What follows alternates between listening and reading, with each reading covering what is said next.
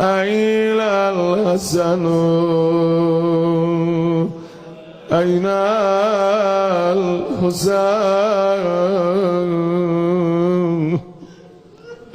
أين أبناء الحسين